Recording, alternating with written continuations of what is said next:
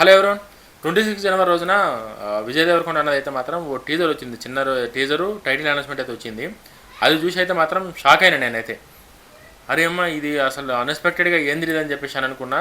చూసినాక నాకు కూడా మస్తు అనిపించింది. అరే దీనమ్మా ఇంత డిఫరెంట్గా ఇంకో కొత్త కాన్సెప్ట్తోని ఎట్లా ఏందని చెప్పేసి అన్న క్యూరియాసిటీ అయితే మాత్రం. అంటే ఖచ్చితంగా ఈ సినిమా విజయ్ దేవరకొండ అన్నకి ఖచ్చితంగా హిట్ అయితే పడుతుంది అనిపిస్తుంది. టీజర్ చూసినాక అసలు మస్తు ఇంప్రెస్ అయినా నేనైతే. అసలు రణబలి అని చెప్పేసి ఏదైతే టైటిల్ ఒక పవర్ఫుల్ టైటిల్తోనే రణబలి అని చెప్పి తీసుకొచ్చి ఏదైతే ఆ టీజర్ ఉందో టీజర్ మొత్తంలో నాకు అర్థమైంది ఏంటంటే మనం టీజర్ని చూసి స్టోరీని డిసైడ్ చేయలేము కాబట్టి విజయ్ దేవరకొండ అయితే మాత్రం ఖచ్చితంగా ఈ సినిమాలో ఫ్రీడమ్ ఫైటర్ అన్నట్టయితే అనిపిస్తుంది నాకు.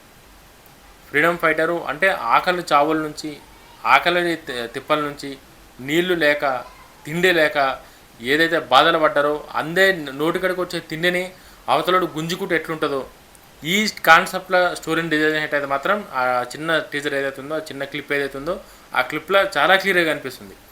విజయ్ దేవరకొండ ఉన్న లుక్ కూడా మన తమ్ముళ్ళలా కనిపించినట్టు లుక్ కూడా అసలు కొత్త డిఫరెంట్ లుక్ని తయారు చేసిండు.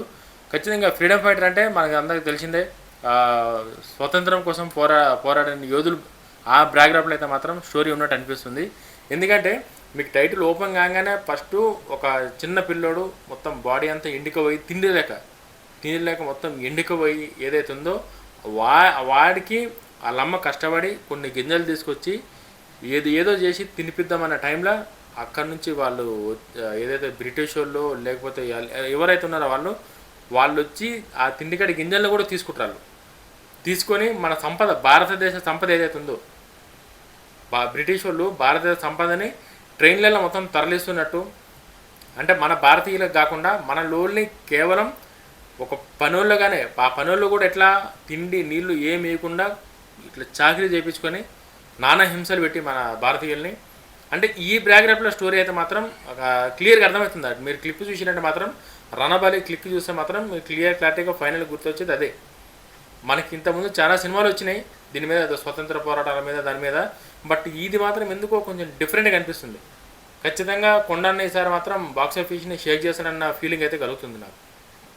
అంత మంచి కాన్సెప్ట్ని తీసుకొని విజయన్న మేక్ ఓవర్ కావచ్చు, అంటే డైలాగ్స్ ఏం పెట్టలేరు, జస్ట్ పోస్టర్లతోనే ఇంత హైప్ని క్రియేట్ చేసినంటే ఖచ్చితంగా స్టోరీలో ఒక మంచి పట్టు, ఒక మంచి గ్రిప్ అయితే ఉందంటే అనిపిస్తుంది క్లియర్గా. విజయాన్నకైతే రీసెంట్గా పాపం ఎన్ని ప్రయత్నాలు చేసినా సరే కూడా వర్కౌట్ అయితే లేదు. ఎంత మంచి స్టోరీ తీసుకున్నా సరే కూడా ఎందుకో మరి అది ఓవర్ యాక్టింగ్ అనుకుంటారో ఏందో తెలియదు. కానీ విజయాన్న ఎంత మంచి పర్ఫార్మెన్స్ చేసినా, స్టోరీ ఎంత బాగున్నా సరే అనుకున్న రేంజ్లో ఏది కూడా సక్సెస్ వస్తలేదు.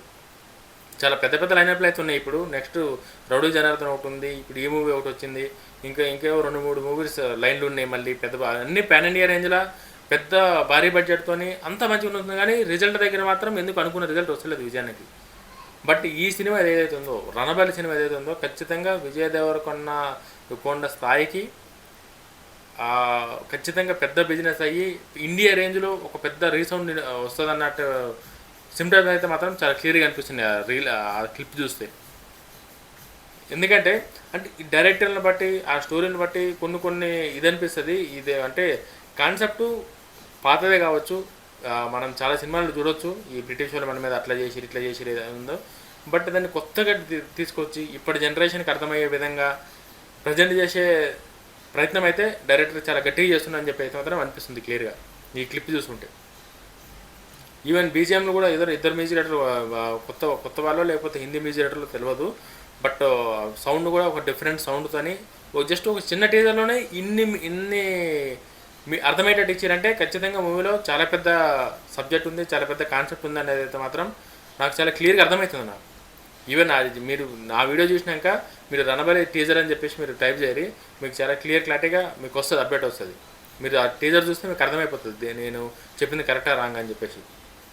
భారతీయుల్లో ఉన్న ఆకలి చావులు, స్వతంత్రం అంటే ఏవైతే మన చిరుధాన్యాలు ఉన్నాయో మనందరికి, సుగంధ ద్రవ్యాలు ఏవైతే ఉన్నాయో బంగారం కావచ్చు, వెండి కావచ్చు, తినే ప్రతి ఒక్కటి భారతదేశాన్ని లూటు చేసి ఆ బ్రిటిష్ వాళ్ళు ఎట్లా తీసుకుని పోయారు అదనేది దాన్ని చాలా గట్టిగా ప్లాన్ చేసి దాన్నే హైలైట్ చేసి హీరో అంటే గుర్రం పైన హీరో అంటే విజయ్ దేవరకొండ లుక్ కూడా మస్తు చూపించాను. అసలు గుర్రం మీద ఏ పోస్టర్ ఏదైతే ఉందో ఆ పోస్టర్ కావచ్చు, ఆ చిన్న క్లిప్ కావచ్చు, ప్రతి ఒక్కటి చాలా కంప్లీట్గా చాలా బాగా డిజైన్ చేసిండు పోస్టర్ కూడా. ఆ టైటిల్ పోస్టర్ కావచ్చు, ఆ విజయ్ దేవరకొండ గుర్రం మీద ఉన్న పోస్టర్ కావచ్చు, అంటే ఆ కలర్ కోడ్ కావచ్చు, చాలా అంటే చూడగానే ఆ పిక్చరైజేషన్ అంతా మనకు నచ్చేటట్టు. జస్ట్ ఫస్ట్ లుక్లోనే ఏదో బాగుంది అన్న ఫీల్ ఏదైతే వస్తుందో ఖచ్చితంగా ఆ ఫీల్ కలిగింది రణబలి టీజర్ నాకు చూడంగానే. ఓవరాల్గా నేను చెప్పాలని ఏంటంటే ఆ ఫీల్ చూడంగానే అరే ఇదేదో వర్కౌట్ అవుతుంది, కొండన్నకి ఈసారి గట్టిగా సాలిడ్గా పడేటట్టుంది ఇదే అన్న ఫీలింగ్ అయితే నాకు కలిగింది. మీరు కూడా ఒకసారి ఎప్పుడైనా ఫ్రీ టైం ఉన్నప్పుడు రణబలి టీజర్ ఒకసారి కొట్టి చూడండి మీరు. అది ప్రొడ్యూస్ చేసేది కూడా మైత్రి మూవీ మేకర్స్. మనందరికీ తెలిసిందే మైత్రి మూవీ వాళ్ళు ఏది పట్టుకున్నా సరే కూడా అది బంగారం అవుతుంది రీసెంట్ టైంలో. చాలా పెద్ద సినిమాలు చేస్తారు, తీసిన ప్రతి సినిమా హిట్ కొడుతున్నారు ప్రొడ్యూసర్లు. 26 జనవరి సందర్భంగా రిలీజ్ చేసారు కాబట్టి ఖచ్చితంగా అది ఇంకా దేశం కోసం సంబంధించింది అయ్యే ఉంటుంది 101%.